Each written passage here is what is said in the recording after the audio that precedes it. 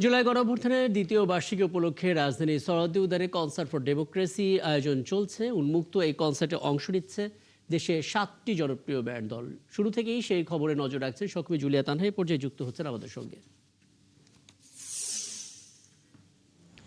তানহা, এর আগেও যুক্ত হয়েছিলেন আপনার মাধ্যমে কনসার্টের ছবিটা আমরা দেখছিলাম। আরও একবার একটু জেনে নিতে চাই ঠিক এই মুহূর্তে কোন ব্যান্ড দল পারফরমেন্স করছে এবং সাধারণ মানুষ যারা এসেছেন তাদের প্রতিক্রিয়া বা কি জানছেন, আয়োজনটা নিয়েও একটু বলবেন আমাদেরকে তানহা।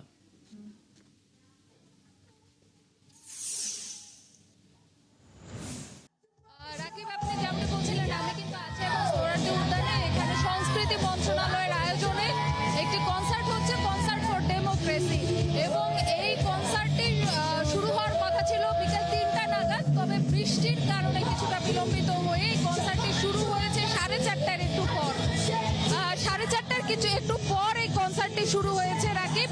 এবং দর্শকদের প্রতিক্রিয়ার কথা যদি বলতে হয় তাহলে দর্শকরা শুরুতেই একটু ক্ষোভের মধ্যে ছিলেন, যে তারা যেমনটি বলছিলেন যে দর্শকদের জন্য বেলা 1টা থেকে প্রবেশদ্বার উন্মুক্ত হবার কথা থাকলেও কনসার্টটি শুরু হয়েছে অনেক দেরিতে। তবে দর্শকরা দীর্ঘক্ষণ ধরে অপেক্ষা করেছেন, যে কারণে তাদের মধ্যে একটি ক্ষোভের সৃষ্টি হয়েছিল।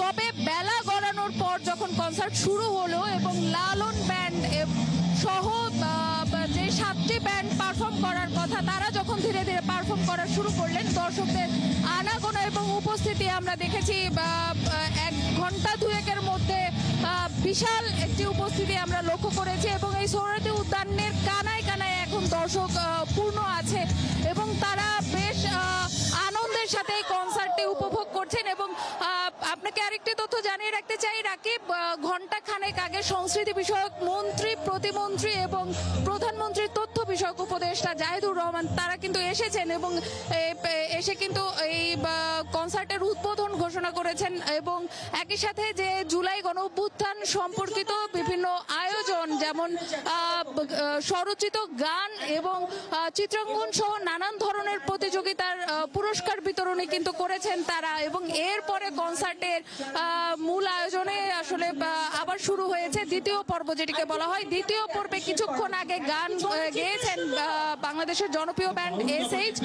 এখন হয়তো বা অন্য কোনো ব্যান্ড উঠবেন এবং তারা তাদের গান পরিবেশন করবেন।